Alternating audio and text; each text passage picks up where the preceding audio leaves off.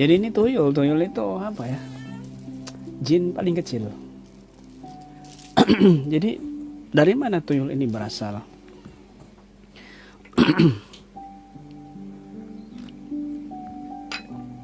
Kalau menurut persepsi di masyarakat awam, masyarakat umum, ya, tuyul itu berasal dari bayi yang keguguran akibat dari tumbal atau perjanjian atau persembahan. Nah, ketika bayi ini meninggal, ya, ada korinnya dari minal jin, ya, bukan ruh. Kalau ruh itu sudah dia ke atas ke surga, tapi ini korin dari bangsa jin. Maka jin ini menyerupai kecil, ya, bentuknya kecil, dia itu untuk mengambil untuk berkeliaran di sekitar.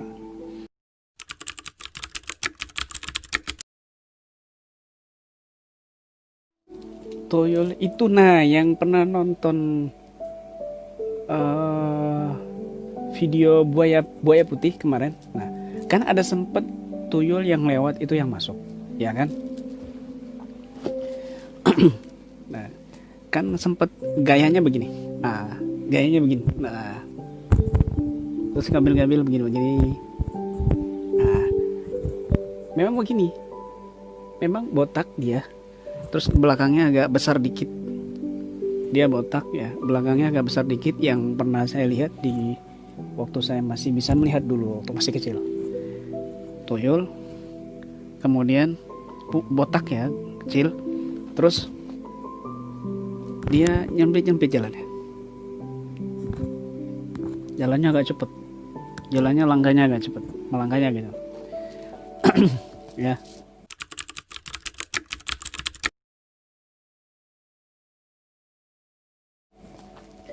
kemudian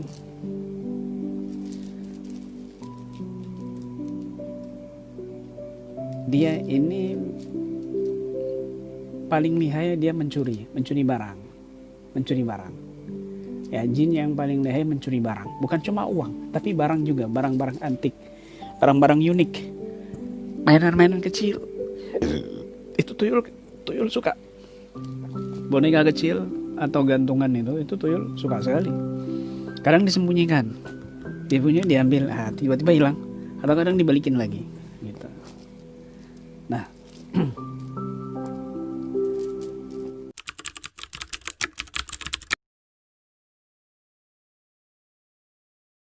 kemudian dimanfaatkan oleh orang-orang ini, diambil dengan cara ritual atau beli. Kalau beli mungkin di gunung, ya, beli itu di gunung, di bukit, sama orang-orang calonnya. Di sana ada calo tuyul di sana. Mungkin harga yang kalau terbaru justru murah, ya. Kalau tuyul yang baru itu murah, beda dengan handphone. Kalau handphone baru itu mahal, ya, semakin baru semakin bagus itu mahal, tapi semakin second semakin murah. Tapi justru tuyul semakin second semakin mahal. Kenapa? Karena lihai, pandai. Karena pandai, lihai, pandai mencuri. Semakin dia berpengalaman, semakin mahal, ya.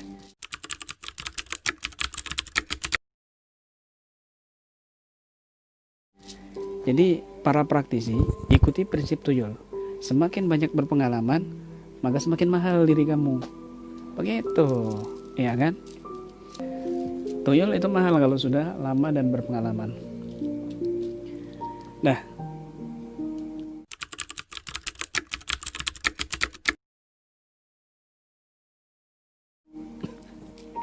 kemudian dibeli tuyul ini, ya. Kadang ada yang melakukan perjanjian. Ketika seseorang itu melakukan perjanjian dengan tuyul, dengan dukunnya juga, maka cakra itu terbuka. Ketika cakra mata batinnya terbuka, dia bisa melihat tuyul, kehadiran tuyul. Kan syaratnya tuyul itu, ya, dia harus nyusu. Ini bukan mitos, ini betulan, ini real, ini nyata, ini fakta.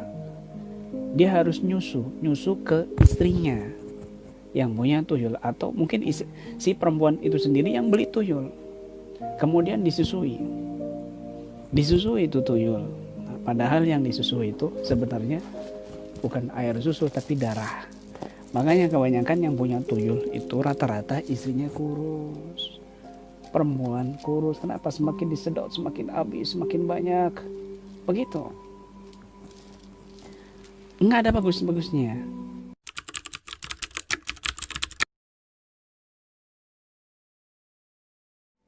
Dia ini nggak pandai ya, nggak pandai mencuri, nggak pandai menghitung. Jadi ini nggak bisa ngitung. Nah, ini jangan ditiru. Nggak bisa ngitungnya jangan ditiru. Ya, karena tuyul sebenarnya dia nggak doyan duit. Cuma dia memang disuruh suka mencuri. Dia lihai di dalam mencuri. Kecil soalnya dia. Bisa tembus ke lubang kecil dia. Sekecil apapun kotaknya itu bisa masuk dia, begitu. Asal tidak rapet. Ya. Kalau rapet nggak bisa masuk. Kemudian kalau tuannya ini ngasih, ini nanti ngambil lembaran yang merah ya, maka tuyul nanti ngambil lembaran merah terus. Atau 50-an juga begitu sama. Ya. Kemudian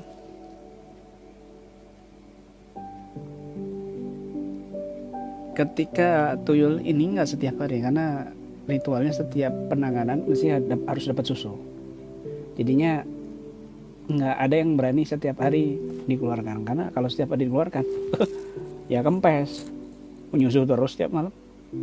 Jadinya mungkin seminggu sekali. Kalau seminggu sekali dia 1 RT atau 1 kelurahan, ya lumayan banyak hasilnya kan, begitu.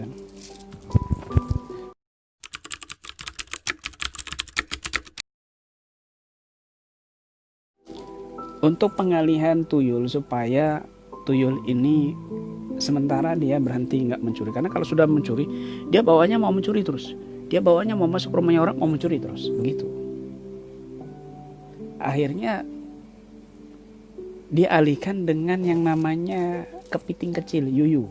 Nah, jadi tuyul kecil itu ya, yuyu itu dia suka sekali dengan mainan yuyu untuk pengalihannya.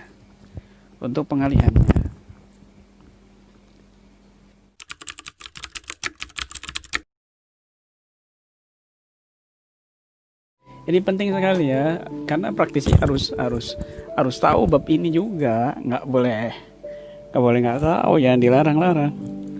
Karena seperti dokter mau belajar medis, dia harus berani bedah mayat, bedah pasien. Kalau nggak berani, takut, jangan, ngiri, ya, jangan jadi dokter gitu. Kalau jadi praktisi harus berani bahas tuyul, ya harus berani begitu.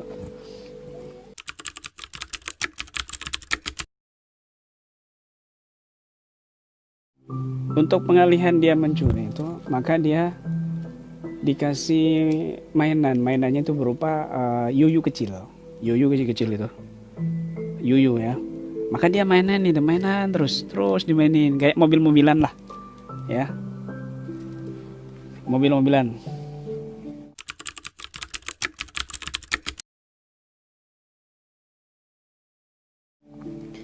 Kemudian kalau sudah dia waktunya, maka dia bakar menyan. Kemudian tuyul ini dipanggil ya. Kadang-kadang tuyul ini punya nama. Mungkin namanya Zaki atau Hadi atau Asari atau Aidi atau siapa, nggak tahu kan.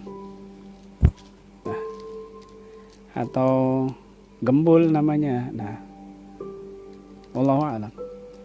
Setelah dipanggil, kemudian dia keluar untuk mencuri. Banyak kumpulan itu, uang itu banyak, ratusan ribu, 50 ribuan itu disediakan di satu kain yang sudah ada minyak untuk mewujudkan uang yang diambil tuyul tadi itu.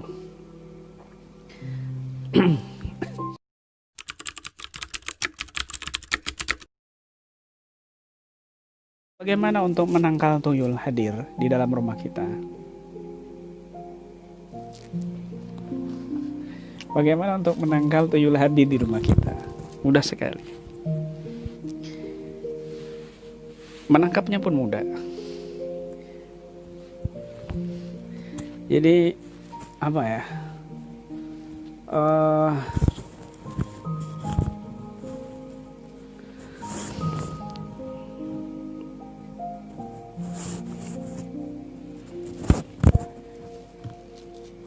Yang penting kita selalu membaca wirid Rotibul Haddad, kemudian membaca wirid sakron, ya. Maka tuyul nggak akan berani masuk, terutama membaca amalan pembentengan yang ada di buku praktisi, yang ada di buku praktisi, ya. Yang megang tembok dengan megang tiang sama lantai, kemudian baca ya la min baini aidihim saddan wa min khalfihim saddan fa'asaynahum fahum la yubsirun. Itu dibaca 7 kali. Kemudian wa idza qara'ta al-Qur'ana ja'alna bainaka wa bainal ladzina la yu'minuna bil akhirati hijaban mastura. Diniatkan untuk dinding, untuk lantai, dan juga semua benda-benda yang ada di rumah kamu, termasuk uang kamu. Begitu.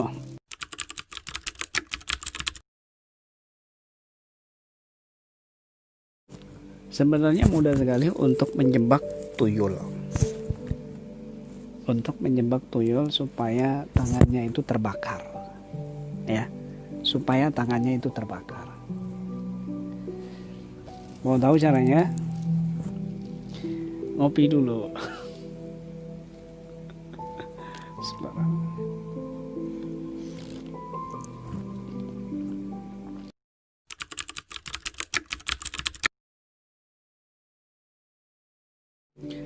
Bagaimana cara membakar tangan tuyul? Gampang. Sudah banyak testimoni. Tuyulnya kebakar tangannya, kapok nggak bisa ngambil lagi. Garam halus, ya. Garam halus itu pengen letakkan di telapak tangan. Panjenengan letakkan di telapak tangan, ya. Kemudian satu cabai rawit, ya, dihancurkan, dicampur dengan garam. Nah, kemudian setelah itu, pengen ambil mangga yang masih muda atau bengkoang, dipotong-potong, tetelin, makan, rujak.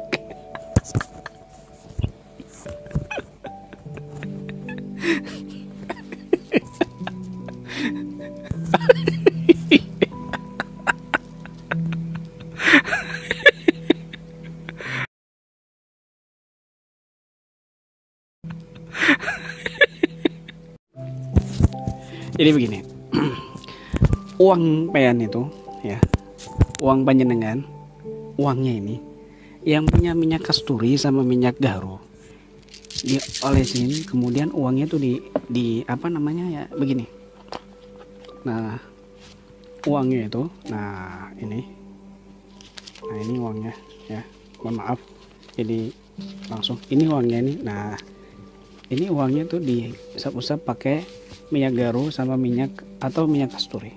Kemudian ya pelan-pelan biar tuyul nggak dengar. Panjenengan pegang uangnya ini dan dibacakan Bismillahirrahmanirrahim la yadurru ma'asmi syai'un fil ardi wala fis sama' wa 3 kali. Jadi kalau untuk mau menjebak ya, kalau untuk biar nggak kelihatan ya baca wajah alna 9 kali. Baca wajah alna 9 kali. Baca wajah Allah min baini aidihim saddan wa khalfihim saddan fa'asaynahum husrun, dibaca 9 kali. Kemudian letakkan di mana aja, tuyul nggak akan bisa ngelihat. Kecuali istri kamu yang jadi tuyulnya. Beda lagi, istrinya praktisi sih. Nah, kemudian belum selesai. Setelah membaca Bismillahirrahmanirrahim la yadurru ma'asmi syai'un fil ardi wala fis sama' wa 3 kali, kamu baca ayat ini. ada lanjutannya ayatnya gimana? Innalladzina kafaru bi ayatina sawfa nuslihim nara kullama nadidat juluduhum baddalnahum juludan ghairaha liyadzuqul adzab innallaha kana azizan hakima. Begitu. Baca satu kali. Kemudian ditambah lagi ayat untuk lebih memastikan, lebih kuat lagi pembakarannya, yaitu innama yakuluna innalladzina yakuluna fi innalladzina yakulu amwal yatama dzulma innama yakuluna fi butunihim nara wa sayaslawna sa'ira. Begitu ya. Jadi yang pertama bismillahirrahmanirrahim la yadurru ma'asmi syai'un fadi wala fis sama' wa 3 kali ya.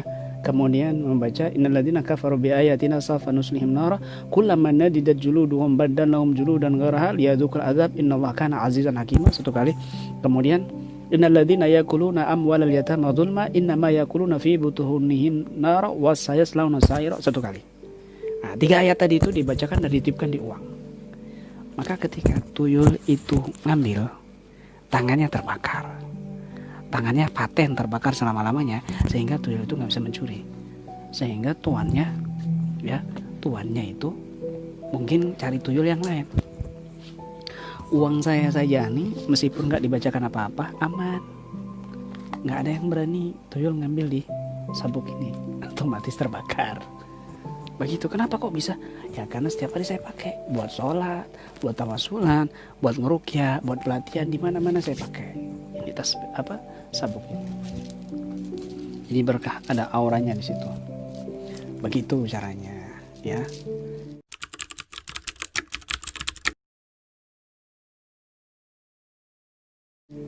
Jadi tuyul itu sebenarnya gemesin, imut, seperti kucing, cari-cari diam-diam gitu kan. Kemudian ada orang lewat, dia langsung kabur. Itu tuyul-tuyul yang pemula. Tapi kalau tuyul-tuyul yang senior, tuyul itu sudah biasa, dia diam. Kalau orang ini nggak ngelihat, ya dia lanjut. Begitu. Jadi agak cerdas. Dia ngelihat orang ini bisa ngelihat nggak gitu. Tapi meskipun orang itu nggak bisa melihat, kalau auranya itu besar, cahayanya besar, tuyul ini langsung kabur, nggak berani bercahaya, takut begitu. Itu sekilas tentang tuyul.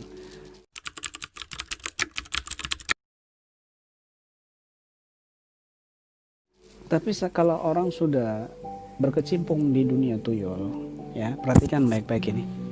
Bagi kaum muslimin muslimat, dengarkan baik-baik. Ketika orang sudah berkecimpung dengan tuyul, maka itu akan turun-menurun ke cucunya, ya, ke cucunya.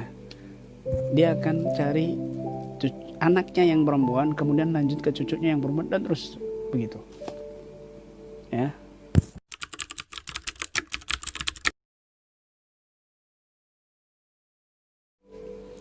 Ya, bismillah, amalkan ini ya. Saya ijazahkan untuk panjenengan semuanya, ya. Qulu qabiltu.